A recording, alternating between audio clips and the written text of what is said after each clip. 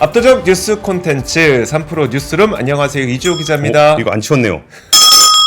우리도 이거 울리면은 인기 방송이 될 수 있습니까? 우리는 쏴야죠. 이거 울리면 한 바퀴 쏴야 됩니다. 네. 자, 내일은 이제 또 선거날입니다. 물론 주말에 부재 선거 하신 분들 계시겠지만, 자, 내일 본선거에도 많은 분들 참여하시길 바라겠습니다. 예, 선거인데 저희가 이제 경제 방송을 하다 보니까 네. 아무래도 관심은 좀 덜 하시겠지만 선거는 내일로 끝나지만 경제는 이어집니다. 계속 돕니다. 네. 그러니까 놀아도 은행 이자는 내야 되잖아요. 그러니까요. 참 불만이야 이게. 자, 그러면 첫 번째 뉴스부터 한번 보도록 하겠습니다. 드디어 자, 헤드라인부터 보시죠. 드디어 1분기 PC 시장도 회복세로 전환된 것 같습니다. 그렇게 되면은 완전한 반도체의 봄이 오는 게 아닌가라는 기대감이. 더워요. 덥습니까? 네, 이제? 봄 지난 것 같습니다. 오늘 이제 선거 전날이라고 이제 편하게 네. 하시는군요. 네, 봄 지났습니다. 자, 좋습니다. 사실 우리가 반도체 시장은 작년 한 해 동안 굉장히 어려웠고, 그리고 좀 계속 어려울 것으로 그러니까 예상을 했었지만, 그때 갑자기 시장을 좀 돌려준 게 인공지능 반도체였던 거잖아요. 예. 사실 인공지능 반도체가 존재하지 않았다면 메모리 반도체는 작년 내내 한 해 동안 계속 힘들었을 겁니다. 근데 중간에 인공지능 반도체가 나오면서 거기서 인공지능 반도체 관련 기업들의 주가와 뭐 실적들이 굉장히 작년 한 해 동안 좋았던 거죠. 예. 자, 그렇다 보니까 그러면 그 인공지능 반도체를 제외한 범용 반도체의 상황은 어땠느냐를 보면 사실 작년 한 해 동안 내내 안 좋았습니다. 안 좋은 정도가 아니라 그 빅테크들이 인공지능 그 엔비디아 GPU 사느라고 네. 그 서버에 메모리 살 돈을 다 GPU를 사느라 아꼈었죠. 생각보다 메모리가 더 안 좋았습니다. 네, 그러니까요. 자, 그런데 거기에서 지금 변화가 나타나고 있다는 리서치 자료가 있는 겁니다. 자, 팩트를 먼저 전해드리면 리서치 기업인 IDC에 따르면 글로벌 PC 시장이 지난 2년간의 하락세를 뒤로하고 지난 1분기에 회복세로 전환됐다고 설명을 했습니다. 지난 1분기 글로벌 PC 출하량이 5,980만 대를 기록했습니다. 자료 화면 한번 보여주시면요. 자, 이게 작년 같은 기간에보다 1.5% 고작 1.5% 증가하긴 해요. 고작이라니. 1.5%가 어딘지 보시면은 여기서 그 노란색 점선 있잖아요. 이 점선을 보시면 됩니다. 이 점선이 근데 이제 겨우 0%대를 위로 올라섰잖아요. 그 전까진 계속 그게 중요한 거죠. 그쵸. 예. 그죠. 자, 이렇게 1.5% 고작이라고 느낄 수 있겠지만 작년 1분기에는 거의 30% 가까이 급감을 했었습니다. 그러다 보니까 이게 마이너스가 줄어들면서 결국 플러스로 전환됐다는 데에 굉장히 큰 의미가 있다고 보시면 될 것 같고요. 자, 그러면 이제 1분기는 PC 시장이 이렇게 회복에 들어간 것으로 보이는데 앞으로는 어떨 것 같으냐? 앞으로도 사실 이 PC 시장은 회복세를 조금 더 이어갈 것으로 전망이 되고 있습니다. 그 이유는 자, 이런 것들이 있는데요. 일단 중국은 아닌 것 같아요. 중국은 여전히 디플레이션이기 때문에 중국에서 뭔가 회복을 기대하기는 좀 어려울 것 같지만 인공지능 PC 수요가 앞으로 좀 생길 것 같고요. 또 한 가지가 우리가 팬데믹 기간 동안에 워낙 너무 많은 PC를 미리 구매를 하다 보니까 2022년과 2023년에는 PC를 구매할 일이 없었잖아요. 그런데 이제 이런 것에 대한 기업들의 교체 수요도 앞으로 예정되어 있다는 거죠. 예. 지금 사용하고 있는 PC 가운데 대부분이 2020년과 2021년에 구매했던 그 PC들 혹은 그 이전에 구매했던 PC가 많기 때문에 이제 PC의 수명이 한 4년 정도 됐습니다. 그러다 보니까 기업들도 이 PC를 좀 교체할 수요가 예정이 되어 있는 거죠. 이런 것들이 아마도 이 PC 수요의 앞으로의 회복세를 좀 계속 이끌 것으로 전망이 되고 있고요. 제가 이어서 또 다른 뉴스도 한번 연결지어서 보여드리고 싶은데 또 다른 뉴스가 뭐냐면 반도체 장비 기업들의 작년 매출이 나왔습니다. 글로벌 5대 장비 기업의 매출이 나왔는데 사실 약간 줄었어요. 전년 대비해서 약 1%가량 줄었거든요. 5개 기업의 움직임을 한번 보도록 하겠습니다. 화면 보여주세요. 그 중에서 첨단 반도체 EUV 장비를 공급하고 있는 ASML이야. 와. 작년 같은 경우에도 인공지능 반도체 만들려면 ASML의 장비가 필요하잖아요. 뭔들. 요새 D램도 EUV로 만드는데. 그러니까 ASML은 그런 상황에서도 35%나 매출이 급증을 했고요. 하지만 나머지 기업들을 보시면은 어플라이드 머티리얼즈가 겨우 2% 정도 증가한 것을 제외하면 나머지 램리서치, 토쿄 일렉트릭, KLA 모두 다 장비 매출이 크게 감소를 했습니다. 램리서치는 아무래도 중국 영향을 조금 받았지 싶어요. 네. 중국에다 못 팔게 해가지고. 그렇죠. 예, 예. 근데 제가 요거를 이제 그 앞에 뉴스와 지금 뉴스를 연결지어서 보여드리는 이유는 뭐냐면 사실 ASML이야 지금처럼 첨단 반도체에 대한 니즈가 굉장히 강하기 때문에 2022년이건 2023년이건 가릴 것 없이 상당히 좋은 매출을 기록했겠지만 범용 반도체를 생산하는 데 필요한 장비 기업들 있잖아요. 이런 기업들은 사실 작년에 안 좋을 수밖에 없었습니다. 왜냐면 작년에는 디램도 그렇고 낸드도 그렇고 다 감산을 하는데 감산 기조에 누가 장비를 그렇게 공격적으로 사겠습니까? 하지만 앞서 뉴스 보여드렸던 것처럼 PC 시장이 회복이 되고 그 다음에 올해 이 회복세가 이어지게 된다면 범용 반도체 시장에서의 장비 기업들에 대한 수요도 조금씩 회복될 수 있지 않을까라는 그 트렌드를 볼 수가 있어서 이 내용을 좀 전해드렸습니다. 예, 이제 슬슬 디램은 더워지는 것 같고, 네. 근데 사실 뭐 주가랑은 좀 별개의 문제죠. 그렇긴 주가는 하죠. 네. 이렇게 여름이 오기 전에 이제 온도가 미리 반영이 지금 되기 때문에 주가랑은 좀 별개로 올해 따뜻한 봄이 좀 온 것 같습니다. 이제 모바일도 좀 돌아서고 네. 그런 쪽에서 좀 실제적인 수치가 좀 나아졌으면 좋겠습니다. 그 1.5% 조금 돌아섰다고 여름을 이야기하는 반도체와 달리 네. 무려 24.4%가 성장했는데 겨울인 어딥니까? 시장에 있습니다. 전기차입니다. 전기차 시장 성장세가 둔화된다라고 하는데 그래서 이제 증시에서도 굉장히 좀 2차 전지 관련한 회사들이 좀 시무룩한 상황이죠.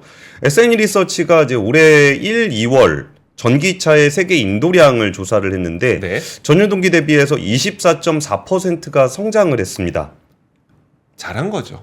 네, 고작 24% 이렇게 못하냐? 한번 표 한번 같이 보시면은 이게 그 24.4%면은 다른 산업 대비해서는 굉장히 많이 올라간 거고 지난해가 좀 많이 성장할 거라고 생각했던 그러니까 아까 1481 써 있는 거 있잖아요. 끝에 23년도에 네네. 저게 이제 1월, 2월의 판매량인데 물론 이게 이제 BEV 그 전기차하고 PHEV가 플러그인 하이브리드가 포함되어 있는 숫자입니다. 네. 그런데 2월까지 1843 나와서 전년 대비해서 24.4%가 늘었다.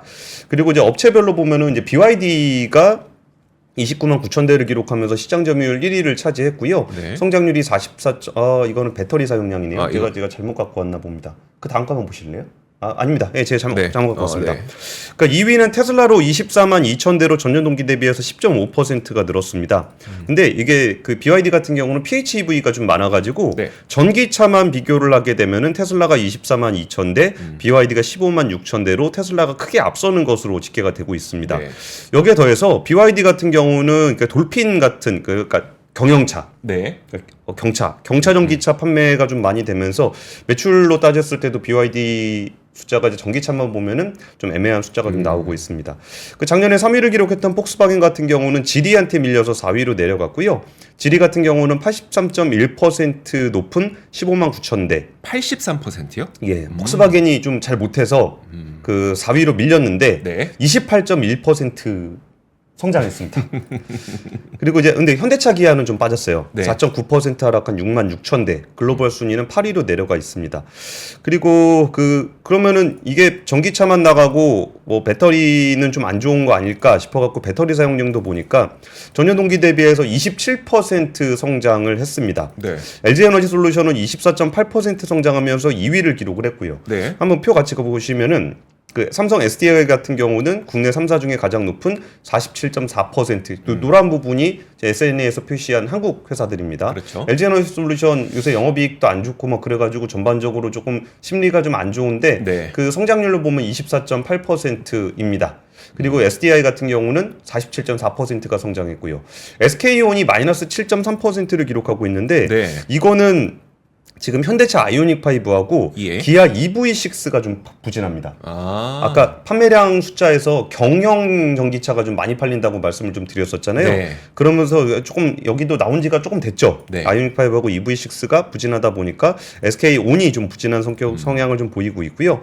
다만 SNE 리서치에서는 메르세데스 벤츠 EQ 라인업이 좀 견조한 판매량을 기록하고 있고 기아의 EV9 글로벌 판매가 좀 확대되고 있다는 점은 좀 하반기 들어서 성장세로 돌아서지 않겠느냐라고 네. 좀 얘기를 하고 있고 LG 에너지 솔루션 같은 경우는 이제 얼티엄 셀즈 2공장이 이제 본격적으로 돌아가고 GM의 신차 출시가 좀 예정이 돼 있습니다. 네. 근데 사실 이 부분은 좀 말씀드리기가 주식 때문에 조금 신경이 쓰여요. 네. 그러니까 주가가 안 좋은데 판매량의 성장이 생각보다는 좀 잘 나오고 있다라고 하면은 주식이 반전하는 건가? 네. 뭐 이렇게 생각하실까봐 조금 걱정스러운 부분이 있는데 작년 이맘때는 실제 나오는 숫자에 비해서 주식이 엄청 많이 가고 있어서 네. 저희가 조금 부담스러워했고 네. 지금은 숫자는 우리가 생각했던 것보다는 잘 나오는 것 같은데 이게 워낙 기대치가 낮잖아요. 네. 이게 또 이렇게 전반적으로 뭐라 그럴까 그 전기차로 전환하는 속도가 좀 늦어지게 것 같은 네. 뉴스들이 좀 많이 나와요. 이게 뭐 미국에서도 트럼프 대통령 당선되면 어떻게 될 것인가 이런 얘기가 좀 나오고 유럽에서도 이제 유로6 기준에 완화된 유로7 규제가 합의가 되면서 네. 전기차 속도 조절론이 좀 얘기가 되고 있습니다. 그러다 보니까 좀 전기차가 저 속도 조절을 좀 한다라고 인식은 있는데 어쨌든 유럽 같은 경우는 시장 점유율이 무려 하이브리드 포함해서 네. 20%가 넘습니다. 와. 그러니까 전체 판매량 중에 배터리가 들어간 자동차 비중이 20%가 넘고 있다라는 부분들은 일단 현대차 자체는 별로 안 좋아요. 현대차는 마이너스 4.9%인데 네. 여기서 주력인 아이오닉 5, 6하고 EV6 판매량이 부진하고 다만 신형 코나 일렉트릭과 EV9의 판매는 오히려 좀 늘고 있다라는 네. 부분들입니다. 그래서 이 부분이 지금 당장 뭐 주식에 미칠 영향을 줄 만한 숫자는 아니에요. 왜냐하면 이게 자동차 판매 같은 경우는 이제 월 기준으로 매월 첫날 나오기 때문에 네. 지금이 4월 9일이라 3월 통계가 이미 나왔습니다. 그렇죠. 근데 3월 통계가 나온 거 중에 좀 더 디테일하게 그 전기차만 발란했을 때는 통계가 어떻게 되는지 그리고 그 전기차에 들어간 배터리 사용량이 어떻게 되는지 요렇게 좀 숫자가 나오기 때문에 이거는 사실 시장에서 이제 와서 돌아볼 만한 숫자는 아닙니다만 네. 요거를 발란해서 전기차만 봤을 때는 24.4%가 성장을 했더라. 그리고 언젠가는 그런 날도 올 거예요. 어떤 날이요? 이렇게 우리가 되게 고도 성장을 기대했다가 그 성장이 안 나온다 그래가지고 시장에서 기대를 확 낮췄다가 네. 기대를 낮춘 거에 비해서는 또 괜찮은 거 아니야? 라는 때가 올 수도 있잖아요. 약간 메타 같은 일.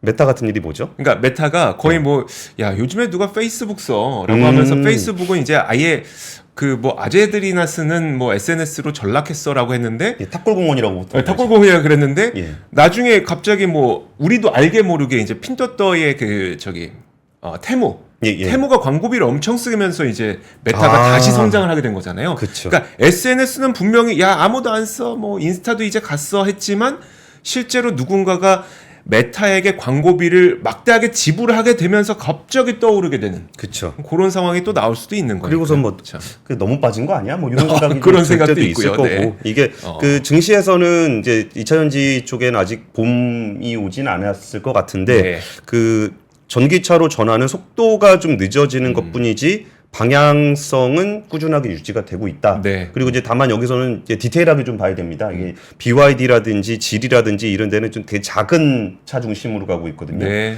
그러면은 우리 현대차를 바라본다 그러면 현대차에서도 좀 작은 차 정도의 라인업들이 좀 구축이 돼야 되고 이런 세부적인 트렌드들은 또 따로 챙겨보실 필요가 있는 것 같습니다. 네, 알겠습니다. 자, 다음 소식도 보도록 하겠습니다.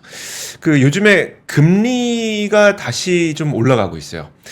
시장 금리가 많이 올라가고 있는데 저도 계속 모니터링을 하고 있는데 한 4점, 그러니까 10년물 국채금리 기준으로 4.2% 정도까지 내려갔던 미국 국채금리가 다시 4.4% 위로 올라서는 일이 어제 있었거든요.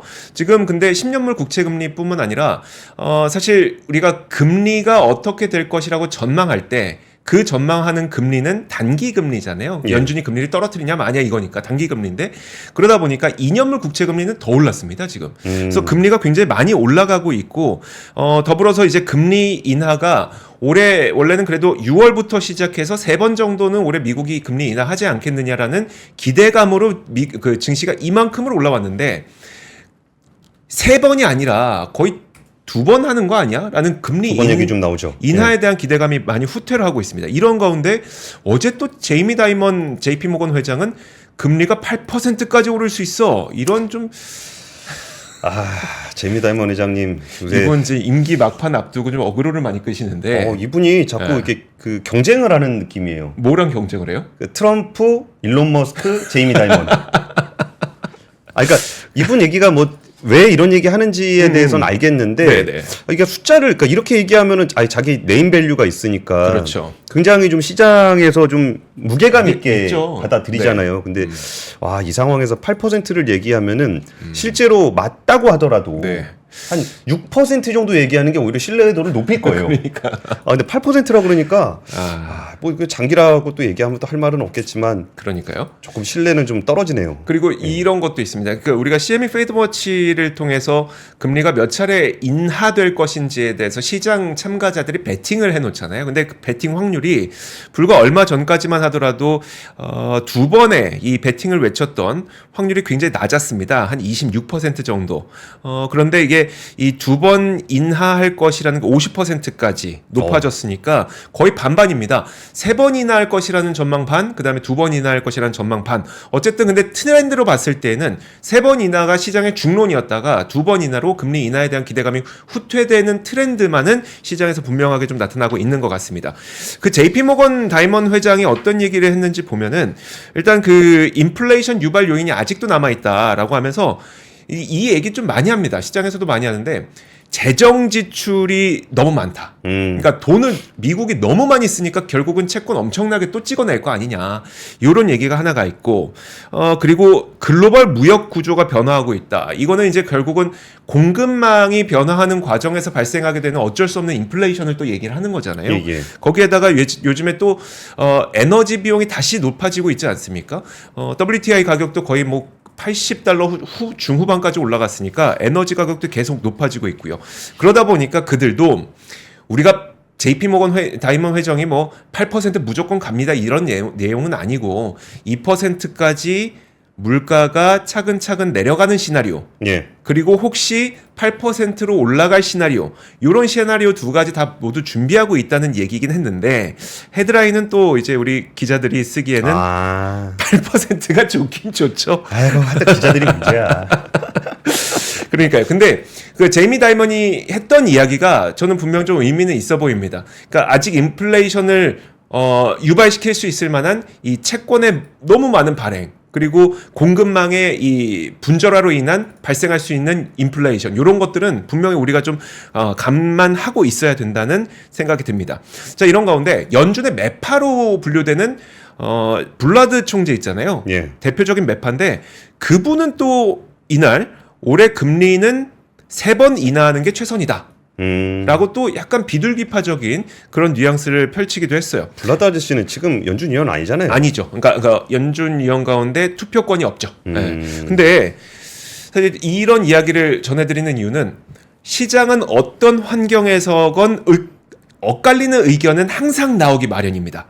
항상 나오기 마련이긴 한데 과거에는 동결과 인하에서 줄타기를 했다면 얼마 전까지는 그래도 3번 인하가 중론이었지만 다시 금리 인하에 대한 기대감이 후퇴되고 있는 건 사실인데 사실 우리가 낮은 가격일 때의 이런 뉴스에 대한 민감도와 높은 가격일 때 이런 뉴스에 대한 민감도는 차이가 크잖아요. 근데 사실 지금은 좀 높은 가격에 올라와 있는 상태에서 이런 뉴스가 나오는 거다 보니까 시장의 민감도가 좀 큰 것 같다라는 이야기를 드리고 싶습니다.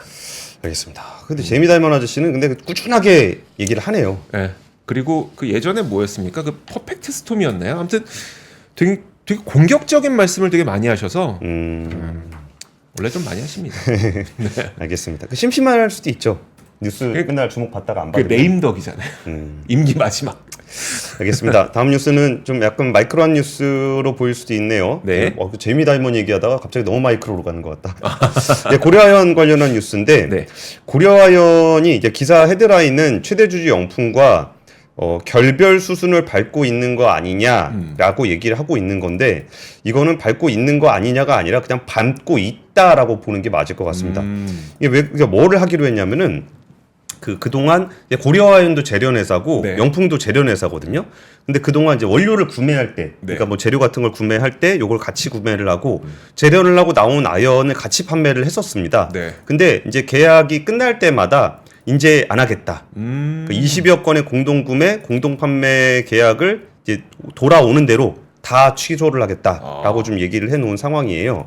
그러면은 이거를 뭐 같이 거래 안 할 거야 뭐라고 하니까 뭐 공동으로 하지 말고 우리 따로따로 하자라고 얘기를 하고 있는데 그러면은 예를 들어서 둘이 동업을 하는데 야 나 너랑 안 해. 그럼 이제 누가 손해인지가 중요하잖아요.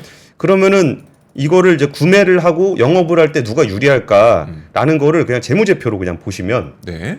지난해 고려아연하고 영풍 그 순익 보고서를 지금 보여드리고 있습니다. 네. 그 매출액이 9조 7천억이고 영풍은 3조 7천억이에요. 어. 그러면 매출이 많다라는 거는 재료를 훨씬 더 고려아연이 많이 산다는 거잖아요. 거죠. 네. 그러면은 많이 사는 사람이 유리할까 적게 사는 사람이 유리할까 생각해 보면은 비교할 필요가 없습니다. 그렇죠. 네. 만약에 고려아연하고 공동으로 구입을 안 하게 되면은 영풍이 상당히 힘들어질 수가 있어요. 그러네요. 그러면 팔아서 마진을 얼만큼 남기는지를 보면은 네. 고려아연 같은 경우에 거의 6,599억 원의 이익을 내고 당기 순이익만 5,333억 원입니다. 와. 근데 영풍 같은 경우는 영업이익이 마이너스 1,698억 원이에요. 네. 그럼 이 상황에서 둘이 동업을 하는데 나는 그 되게 좀 힘들어. 네. 근데 쟤는 꽤 잘 돼. 네. 그럼 여기서 야 나 우리 그 각자 합시다. 네. 우리 뭐 이제 사이도 안 좋아진 거고 그러니까 우리 이제 영업도 따로 하고 어. 그 구매도 따로 합시다. 저거 배당금 빼신 겁니까? 그냥 그대로 갖고 온 거예요. 그대로예요? 네, 그대로 네. 갖고 온 겁니다. 배당금 들어갔으니까 저 정도 되지 않았을까 싶어요. 그럼 배당금 빼면 더 힘들다는 얘기네요. 그렇죠. 어. 그 얘기는 이제 영업단도 만만치 않다라는 네. 얘기인데, 그러니까 이거는 단순히 영업을 하지 않겠다, 그러니까 영업을 공동으로 하지 않겠다는 거 이상의 의미가 있어요. 그러니까 단순히 나 삐졌어, 너랑 안 해, 네. 이런 정도가 아니라 약간 그냥 뭐 유튜브니까 너 한번 죽어봐라 한번. 그니까요. 야, 그동안 내가 같이 사주고 같이 영업해주고 네. 해서 너 그 정도라도 된 거지. 네. 너 혼자 할 수 있는지 한번 보자. 아, 라는 얘기지요.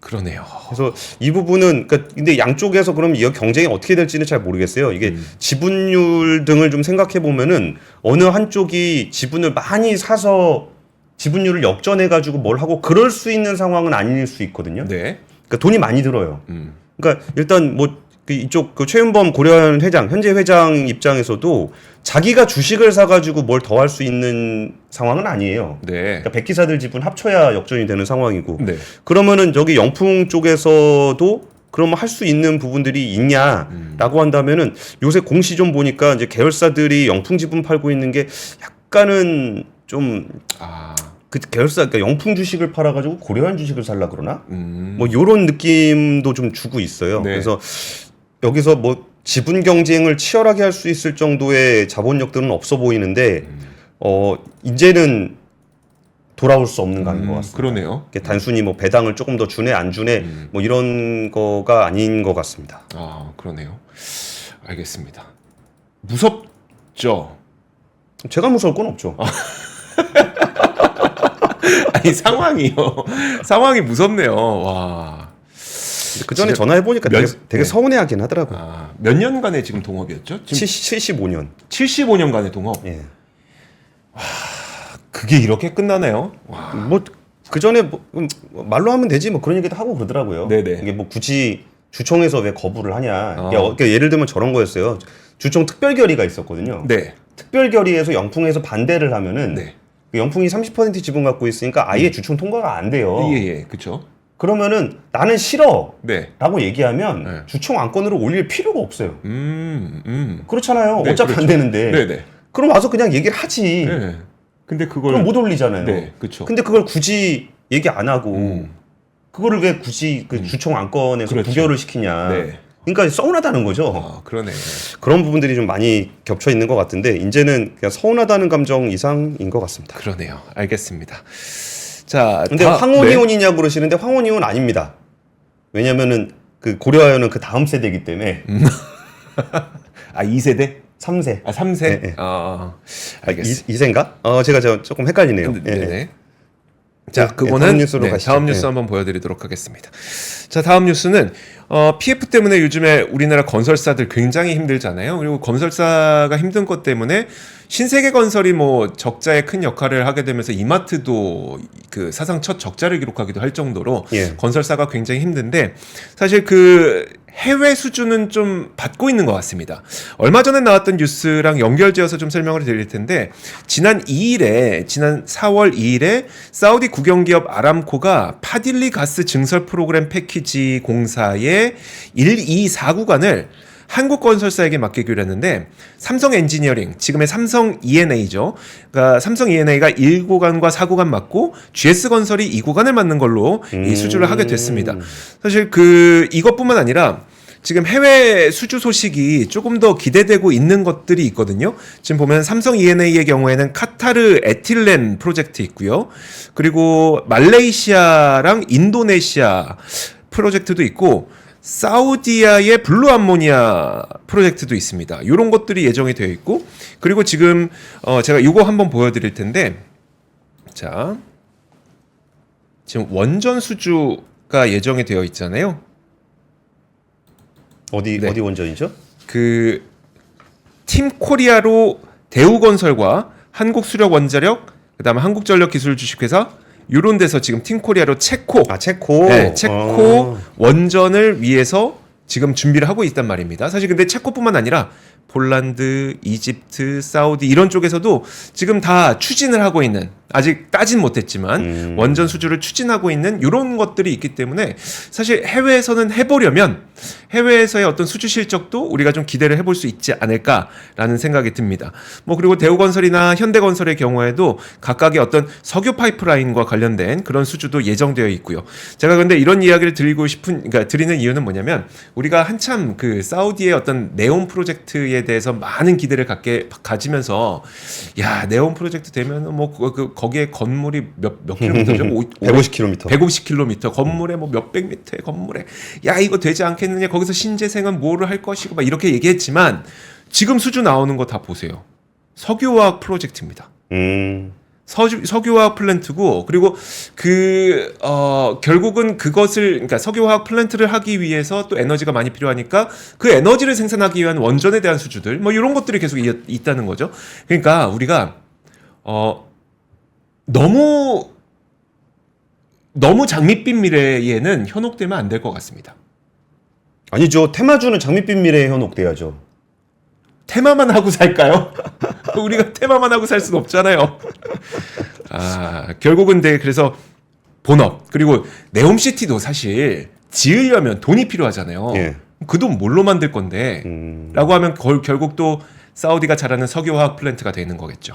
근데 그때 저는 네옴 얘기할 때 네. 제일 눈여겨봤던 게 모듈형 건물이었거든요. 기숙사죠. 기숙사 중에서도 기숙사 맞죠? 네. 공사장 인부들 쓰는 기숙사. 그렇죠. 네. 그러니까 네옴시티를 짓든지 짓지 않든지 일단 공사를 하려면 숙소는 만들어야 될 거 아니에요. 그렇죠. 그래서 저것까지는 현실화되지 않겠나. 네옴은 몰라도 최소한 저건 되지 않겠나. 그렇죠. 그런 생각을 좀 했었습니다. 오늘 선거 전날이라 그러나 좀 재밌게 방송 좀 해보겠습니다. 네. 아까 그거 몇 세입니까? 그게 영풍은 2세고 네. 고려아연은 3세. 그렇습니다. 네, 그래가지고 조금 이거를 2세라 그래야 되나 3세라 그래야 되나 그게 조금 네. 헷갈렸어요. 여성 임금 근로자 역대 최고, 임금 격차도 최고, 통계에 숨은 비밀은이라고 했는데 제가 최근에 압권에서 고용 통계를 되게 후벼 파봤잖아요. 네. 이게 맞습니다. 그러니까 지난해 여성 임금 근로자가 1,000만 명에 육박하면서 통계 작성 이래 최대를 기록했다. 전체 임금 근로자 중 여성의 비중도 역대로 가장 높았다. 여기까지 보면은 이걸 가지고 막 싸워요. 왜요? 여자들이 이렇게 취업을 많이 하니까 지금 청년들이 취업을 못 하는 거 아니냐. 그렇게 주장하겠다. 그렇게 주장하는 사람도 있습니다. 네네. 그리고 또 반대편 또 하나 뉴스는 뭐냐면 OECD 기준으로 임금 격차가 1위다. 그러니까 이거는 우리나라의 성차별이 굉장히 심하다. 네. 그래서 육아 출산으로 인한 경력 단절 때문에 평균 근속 연수가 남자보다 짧아서 네. 여자가 많이 힘들다는 게 있고 여자분들 쪽에서는 기업 내에서 채용 승진 등에서 항상 성차별에 배제가 되다 보니까 이렇게 임금 격차가 글로벌 OECD 국가 중에 1위 하는 거 아니냐. 네. 그래가지고 이게 굉장히 뜨거운 화두입니다. 근데 제가 통계를 후벼 파보니까 그게 아닙니다. 그런 게 아닙니다. 네. 지금 제가 한번 보여드릴 통계는 지난해 늘어난 취업자 수 통계입니다. 네. 그러면 보면은 취업자 수 통계가 32만 7천 개가 늘어난 건데 그 중에 사업 개인 공공 서비스가 25만 3천 개입니다. 이게 뭐길래 이렇게 많이 늘어났습니까? 여기에 사회복지 서비스. 그러니까 이게 있잖아요. 복지 서비스. 돌봄 서비스, 돌봄 서비스. 그리고 어르신들 케어 서비스 네, 이런 그런 거거든요. 거요. 네. 근데 여기를 우리 MZ 세대 청년들이 가지 않잖아요. 안 가죠. 그러니까 이 여성들의 취업이 늘어나서 MZ 세대 청년들의 일자리가 뺏겼다. 는 안 맞죠. 아니, 안 맞죠. 네. 그러니까 원래 그분들 일자리가 아닙니다. 그렇죠. 그러면은 임금 격차가 왜 계속적으로 벌어지게 되는가라고 보면은 저 일자리가 몇 억씩 주는 일자리일 리가 없잖아요. 그렇죠. 그러니까 그런 일자리가 늘어나기 때문에 임금 격차에 격차 안 맞는 겁니다. 그러네요. 그러니까 임금 격차가 줄어들지 않는 거죠. 네. 그러니까 이 이슈는 뭐냐면 우리 사회가 가지고 있는 우리 경제가 가지고 있는 그 취업을 늘리는 고용을 늘리는 쪽에 일자리가 사회복지 서비스만 늘어나고 있다는 거예요. 네. 네. 그러니까 여성 취업자들이 많이 나오게 되는 거고 여성 그 근로자 비중이 높아지는 거고 근데 그럼에도 임금 불구하고 임금 격차는 벌어지게 되는 거고 이런 거예요. 네. 그러니까 나머지 쪽에서의 일자리가 창출이 잘 안 되다 보니까 네. 이 사회복지 서비스 고령화로 인한 사회복지 서비스업의 일자리가 늘어나는 것만 있기 때문에 여성 취업자는 늘어나는 걸로 나타나고 임금 격차는 벌어지는 걸로 나타나고 네. 그러니까 이게 남녀 문제로 싸울 문제가 아니라는 거예요. 그러네요. 그러네요. 그래서 이 통계를 보면서 아 이게 진짜 남녀 문제가 아닌데 좀 그런 쪽으로의 의견들이 다른 기사들이 좀 많이 나와서 이 뉴스를 한번 좀 전해드리고 싶었습니다. 알겠습니다. 저희 압권 채널에 들어오시면요, 청년들 그 취업 그냥 청년들의 쉬었음과 관련해서 고용 통계를 저희 권순희 팀장이 너무나도 잘 적나라하게 뜯어놨거든요. 한번 가서 직접 보시면 좋을 것 같습니다. 자, 다음 뉴스 한번 보도록 하겠습니다. 다음 뉴스는 간략하게만 전해드릴게요. 이맘때쯤 되면은 그 감사 의견 거절 나오는 곳이 되게 많잖아요. 아 그렇죠. 네, 그 지금 작년 결산을 마친 유가증권 시장 상장사 13곳과 코스닥 상장사 42곳 합쳐서 55곳이 상장 폐지 기로에 서게 됐습니다. 지금 이 기업들을 살펴보면요. 태영건설, 카프로, EID, 국보, 한창, 대유플러스 이런 기업들이 있는데 사업 보고서를 미제출한 기업이나 아니면 감사 의견 미달난 기업이나 이런 기업들이 있습니다. 그리고 코스닥 시장에서는 뭐 코스닥 시장에서 여러 개 있어요. 이화전기, 이트론 등 43곳, 2곳 정도가 있는데 지금 코스닥 시장에서 상장 폐지 사유가 발생한 비율이 작년에 비해서 35.4%나 증가했다고 합니다. 이게 아무래도 그 자본시장이 좀 냉각된 것도 영향을 좀 있는 거가 아닐까라는 생각이 드는데 이번에 눈에 띄었던 건 뭐였었냐면 사실 저도 잘은 모르지만 그게 이게 그러니까 있는 내용만 전해드리면 이렇습니다. 일단 코스닥 시장의 기술 특례로 작년 8월에 상장한 기업이기 때문에 기술 특례라고 하는 거는 적자임에도 불구하고 테슬라처럼 성장 가능성이 높으면 특례 상장을 시켜주는 게 바로 기술 특례 상장 아니겠습니까? 여기에서 코스닥 시장에 입성한 악성 코드 차단 탐지 솔루션 업체인데 공모가가 12,000원이었었고 그 상장 이후에 최고가가 38,000원이었지만 지금은 6,500원 6,500원까지 크게 떨어져 있는 기업입니다. 그 회계법인 측에서 회계 부정이 의심되는 사항에 대해서 내부 감시기구의 조사를 요청했지만 최종 조사 보고서를 수령하지 못했기 때문에 우리는 감사 의견을 낼 수 없다라고 해서 감사 의견 거절을 냈고요. 하지만 회사 측에서는 이게 그 회계 처리 오류의 주요 쟁점은 영업 정책상의 당사 파트너 매출에 대한 수익 인식 시점의 차이라고 얘기를 하면서 이번 주 내로 이의 신청을 제기하고 재감사 절차를 신속하게 마무리하겠다. 요 정도까지 이제 그 공식적인 입장만 발표된 상태거든요. 그러면서 이제 거래소에서도 아직까지는 시큐레터의 상장 폐지를 논하기에는 약간은 이르다라는 이야기를 거래소에도 했기 때문에 좀 지켜봐야 될 것 같습니다만 만약에 감사 의견 거절 그 회계 처리 오류라고 얘기했던 게 아닌, 그러니까 회계 부정으로 만약에 밝혀지게 될 경우에는 사실 그 기술 특례 상장에 대한 책임론까지도 좀 나올 수 있지 않을까라는 생각이. 근데 잘 이해가 안 가요. 네. 그러니까 이런 일들은 보통 그 좀 진짜 힘든 회사들, 네. 이렇게 망하는 회사들이 보통 장난쳐가지고 어떻게든 살아남으려 그러고, 네. 그럴 때도 이렇게 보통 이런 식으로 해명은 하거든요. 이게 수익 인식의 차이라든지 뭐 매출 인식의 차이라든지 뭐 이런 얘기들을 하는데, 근데 여기는 상장한 지가 얼마 안 돼가지고. 돈이 없지도 않을 거거든요. 그렇죠. 그러니까 네. 돈이 굳이 있는데 여기서 이익 좀 나고 안 나고 때문에 상장 폐지 위기까지 가는 경우가 별로 없어요. 그러니까요. 이거 안 네. 내면 상장 폐지되니까 그 회계법인에서 하라는 대로 아유 뭐 우리가 조금 아쉽지만 뭐 인식은 이번에 좀 안 하게 되겠지만 좀 넘겨서 해볼게요. 뭐 이런 정도로 할 수도 있는데 이게 어떻게 이런 일이 벌어질 수가 있는가? 그러니까요. 뭐 잘 모르겠습니다. 이건 좀 더 지켜봐야 될 것 같습니다. 예.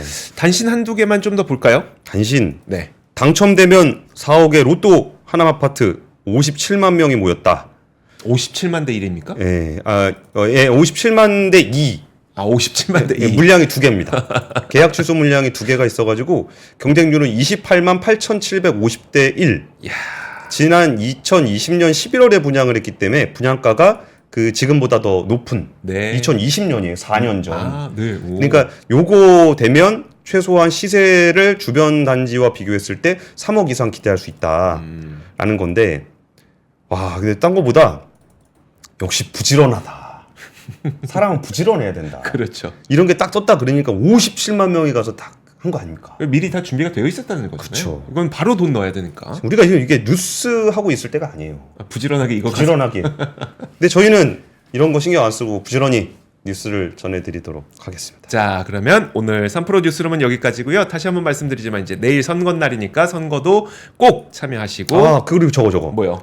저희 악권 채널이 네. 44,900명이에요. 44,900 구독자가. 네네. 지금 조금만 도와주시면 45,000명 될 수 있습니다. 네. 조금만 도와주십시오. 알겠습니다. 그러면 3프로 뉴스룸 여기서 마치겠습니다. 고맙습니다. 감사합니다.